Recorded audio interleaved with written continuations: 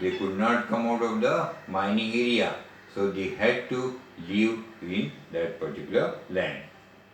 But now these workers, now they had to live, they could not go out. Some tried to escape by going to the, by flooding in the forest, but they were captured and they were punished. So now they had to stay. There was no alternative left for them. So what they did?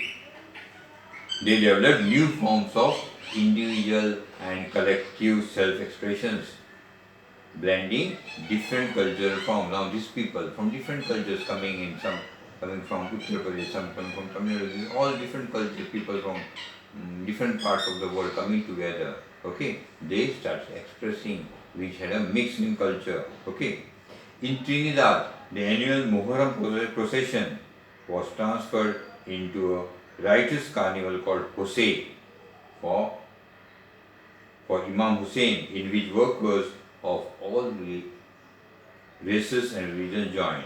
Okay, now all, because now they had no other options, so they started taking part in each other's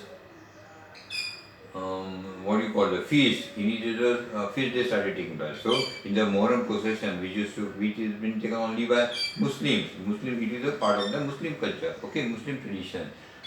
Many other people of other religion and races also joined them. They started joining them. Okay. Similarly, the protest religion of Rastafarianism, made famous by the Jamaican reggae star Bob Marley, is also said to reflect social and cultural links with Indian migrants to the Caribbean. Okay, so the new religion, protest religion of Rastafarianism, which is again a mixture of different, particularly Indians who had come to the Caribbean islands. Chutney music became popular in Trinidad and Guyana. Okay, now chutney music is another creative contemporary expression of the post-indenture experience. This chutney music involves both Indian and Caribbean music. It is a fusion of music of two different cultures. Okay, so these forms of cultural fusion started taking place in this global world. Things from different places got mixed. It lost their original characteristics and something new came. Okay, new fusion work started coming in. Most endangered workers stayed on after, because there was no other options. How could they go back? So they stayed even after their contract was over, because there was no option to go back. They had to stay, therefore they could not go back. Okay, so consequently you see today a large community of people of Indian descent in the Caribbean.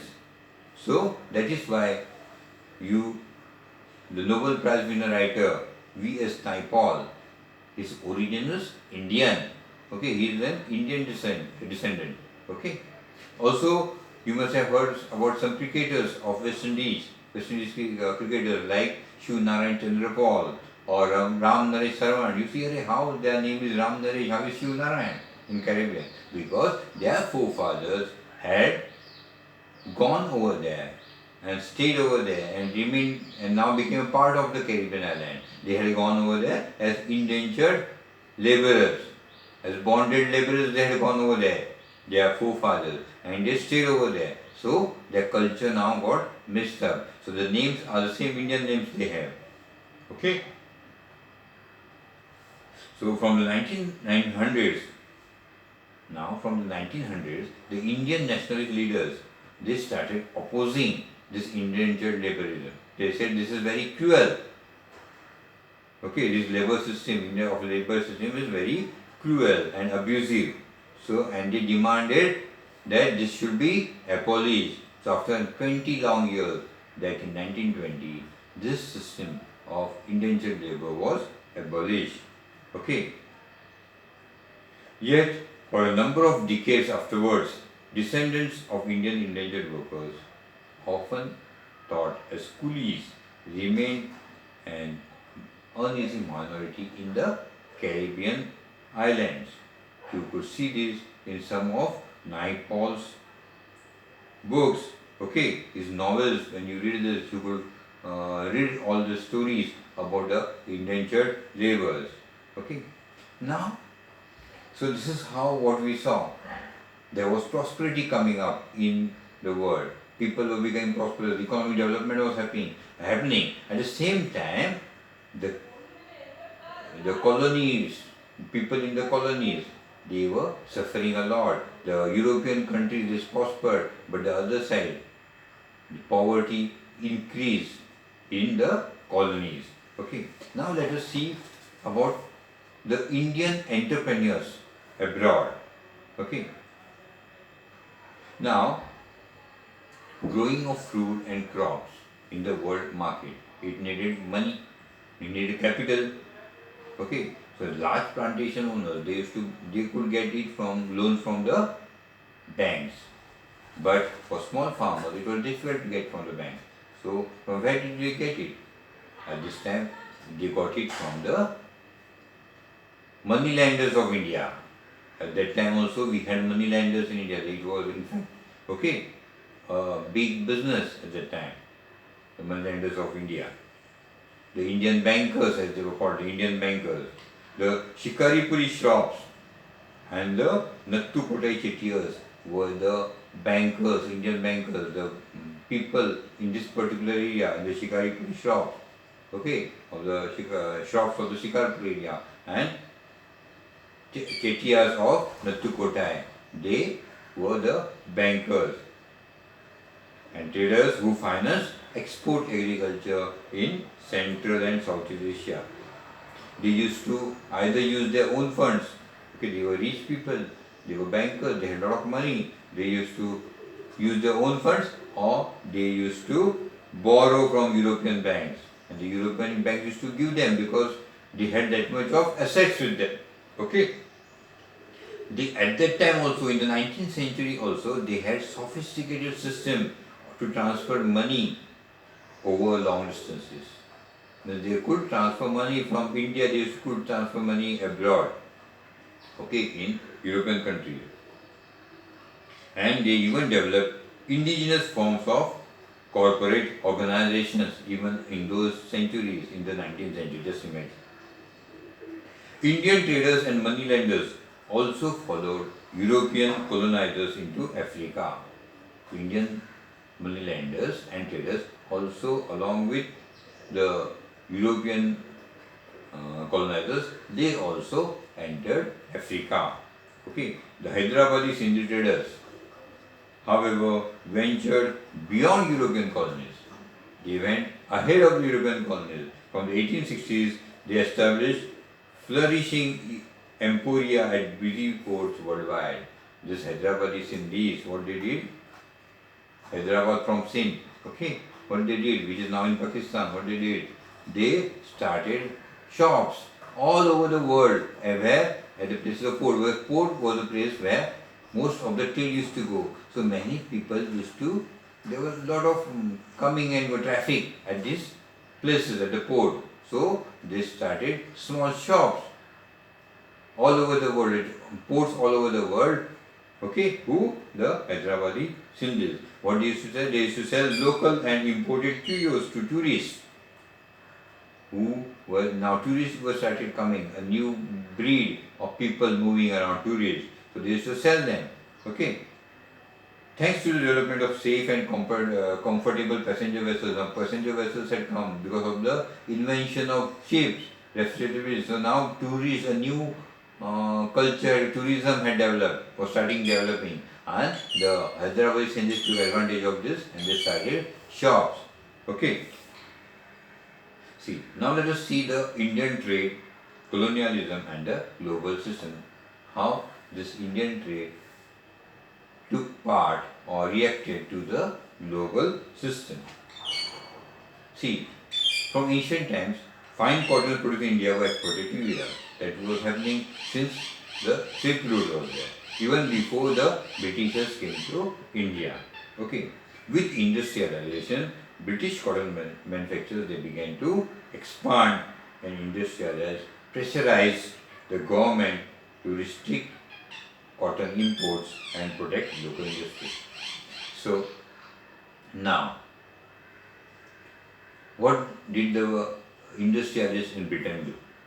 They told the British government in Britain that they should not allow Indian cotton, or for that matter any cotton from outside the country, to come to Britain, so that the market is open for them to sell. So restrictions were put on importing goods, importing cotton to Britain. Okay, tariffs were imposed on cloth imports into Britain. So what happened? The result of it, the flow of Indian cotton to Britain came down. Okay, from the early 19th century, Britain manufacturers also began to see overseas market for cloth.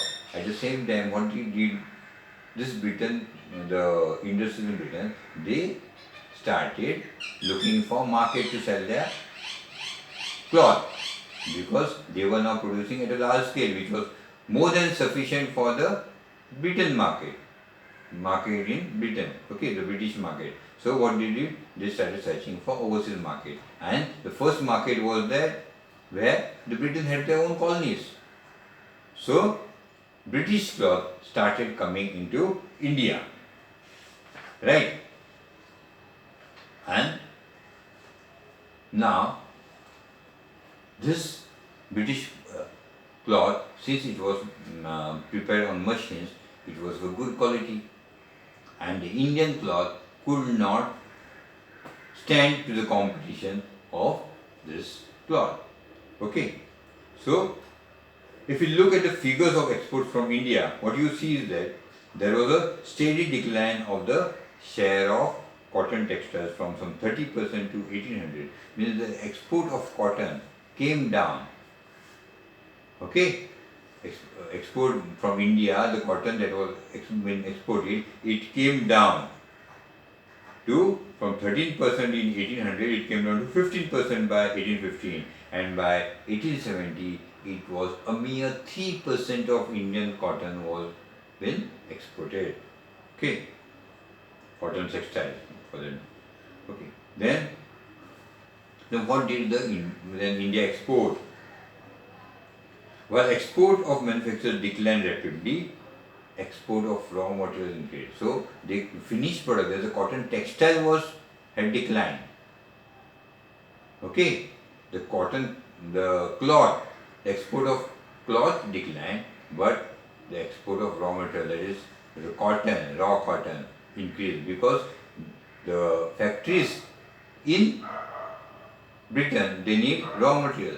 So import of raw material increased. Okay, between 1812 and 1871, the share of raw cotton export rose from 5%. Previously, only 5% cotton was being exported. Now it came up to, from 1870, it went up to 35%. Second thing, indigo. What we saw in Champaran, indigo, which was used for dyeing cotton textiles. The export for that also increased. At the same time, export of opium to China also increased. What the British government which was governing India, what used to do? The British, they used to export opium from India to China. Okay, and from China, they used to, and the money what they used to get by selling opium, they used to finance it for the imports they needed from China. So, take opium from India, sell it to China, take the money from China, and buy goods which they needed in Britain. Okay, so over the 19th century, British manufacturers flooded the Indian market. So the Indian market was flooded by British goods because Britain only owned the country. Food grain and raw material exports from India to Britain and the rest of the world increased, but the value of British exports to India was much higher than the value of British imports from India. See, raw material export had increased from India. Export of raw material was going on, but at the same time, finished goods were coming from Britain to India. Okay, imports were also there. Export of raw material was there, and import of finished product was there. But the thing was that the import of finished products was more compared to the export of raw materials. So this was the Britain had a trade surplus, means Britain was earning more. It was spending less by importing from India, Britain, and it was earning more by exporting to India. So the trade surplus was in favor of Britain. Britain used this trade surplus to balance its trade deficit with other countries, that is, with countries where Britain was importing more than it was exporting. Okay, this is how a multilateral settlement system works. So, one country's deficit with another country to be settled by its surplus with the third country. By helping Britain balance its deficits, India played a crucial role in the late 19th century in world economy. So Britain's trade surplus in India also helped pay the so-called home charges that included private remittances home by British officials and traders, interest payments on India's external debt, and pensions of British officials in India.